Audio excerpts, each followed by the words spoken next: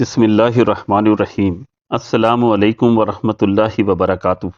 ناظرین، آج کا سچا واقعہ ہمارے پیارے نبی پاک صلی اللہ علیہ وآلہ وسلم سے ایک ڈاکو کے عشق کا ہے، جس نے اپنی گناہوں کی زندگی میں کچھ وقت امت کے والی کی ناموس کے لیے پہرا دیا تو حضور اکرم صلی اللہ علیہ وآلہ وسلم نے نہ صرف اس کو زیارت بخشی بلکہ اللہ کریم نے گناہوں کی زندگی سے بھی نکال لیا۔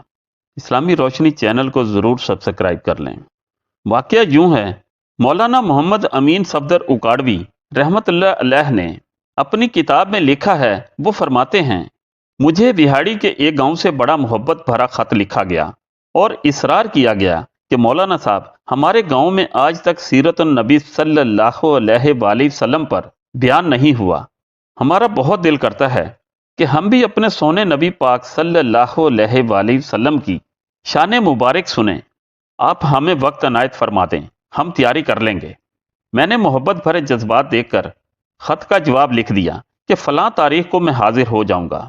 دیے گئے وقت پر میں نے ٹرین کا سفر کیا، اسٹیشن سے باہر نکل کر ٹانگا پر بیٹھ کر گاؤں پہنچ گیا تو آگے میزبانوں نے مجھے ہدیہ پیش کر کے کہا، مولانا صاحب، ہم معذرت خواہ ہیں، ہم سیرت النبی صلی اللہ علیہ وآلہ وسلم کی محفل نہیں سجانا چاہتے۔ آپ کا بہت بہت شکریہ کہ آپ نے ہماری خاطر اتنا سفر کرنے کی تکلیف برداشت کی۔ آپ تشریف لے جا سکتے ہیں، ہم آپ سے بیان نہیں کروانا چاہتے۔ میں حیران ہوا کہ اتنی چاہت اور اصرار کے ساتھ خط بھجوا کر مجھے بلوایا تھا، یکا یک کیا ہوا؟ میں نے وجہ پوچھی تو بتایا کہ ہمارے گاؤں میں 90% قادیانی ہیں۔ جب سے انہیں پتہ چلا کہ ہم سیرت النبی صلی اللہ علیہ وآلہ وسلم پر محفل سجانا اور بیان کروانا چاہتے ہیں تو وہ ہمیں دھمکیاں دیتے ہیں کہ اگر ہم نے ایسا کوئی پروگرام بنایا تو تمہاری عزتیں، مال اور نہ ہی گھر بار محفوظ رہیں گے۔ مولانا صاحب، ہم کمزور ہیں، غریب ہیں، تعداد میں بھی کم ہیں، اس لیے ہم آپ سے درخواست کرتے ہیں آپ واپس چلے جائیں اور یہ ہدیہ قبول کر لیں۔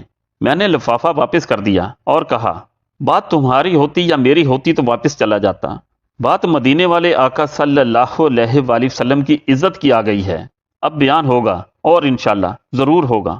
وہ گھبرا گئے اور کہنے لگے کہ حضرت، آپ تو چلے جائیں گے، مسئلہ تو ہمارے لیے ہوگا، ہم نے یہاں رہنا ہے، یہ لوگ ہمارے اور ہمارے اہل خانہ کے ساتھ نہ جانے کیا سلوک کریں، ہم مشکل میں پھنس جائیں گے، آپ مہربانی فرما کر چلے جائیں۔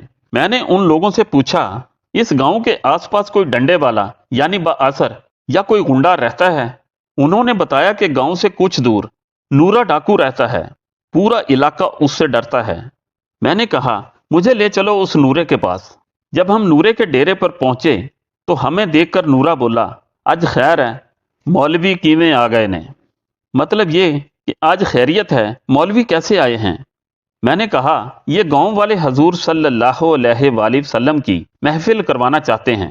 نورا بولا، تو ٹھیک ہے، سات بسم اللہ، یہ تو بڑی سعادت کی بات ہے، لیکن مسئلہ یہ ہے کہ اس گاؤں کے قادیانی یہ محفل نہیں کروانے دے رہے، وہ مسلمانوں کو دھمکیاں دیتے ہیں۔ اب بات حضور صلی اللہ علیہ وآلہ وسلم کی عزت کی آ گئی ہے، کیا تم کچھ کرو گے؟ میری بات سن کر نورا بجلی کی طرح کھڑا ہوا اور بولا، میں ڈاکو ضرور ہوں پر بغیرت نہیں، میں ان کو چیر کے رکھ دوں گا جو میرے سونے نبی صلی اللہ علیہ وآلہ وسلم کا بیان نہیں ہونے دیں گے۔ چلو میرے ساتھ، آگے آگے وہ اور پیچھے پیچھے ہم مسجد میں پہنچ گئے۔ میں نے مسجد میں 3 گھنٹے بیان کیا اور نورا ڈٹ کر کھڑا رہا۔ بیان ہونے کے بعد نورے نے مائک میں یہ اعلان کر دیا کہ اگر کسی نے مسلمانوں کی طرف آنکھ اٹھا کر بھی دیکھا تو نورے سے بچ نہیں سکے گا، نورا لاشیں بچھا دے گا، یاد رکھنا۔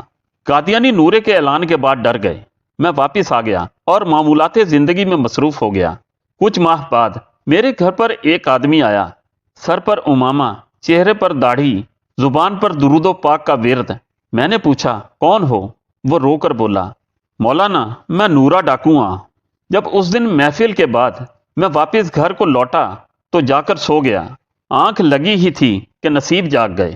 پیارے مصطفیٰ کریم صلی اللہ علیہ وآلہ وسلم میرے خواب میں تشریف لائے، میرا ماتھا چوما اور فرمایا، آج تو نے میری عزت پر پہرا دیا ہے، میں اور میرا اللہ تم سے خوش ہو گئے ہیں، اللہ نے تیرے پچھلے سب گناہ معاف فرما دیے ہیں۔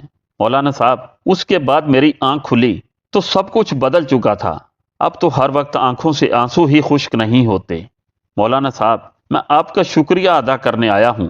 آپ کی وجہ سے تو میری زندگی ہی بدل گئی، میری آخرت سنور گئی ہے اور میں نورے کی قسمت پر رش کرنے لگا۔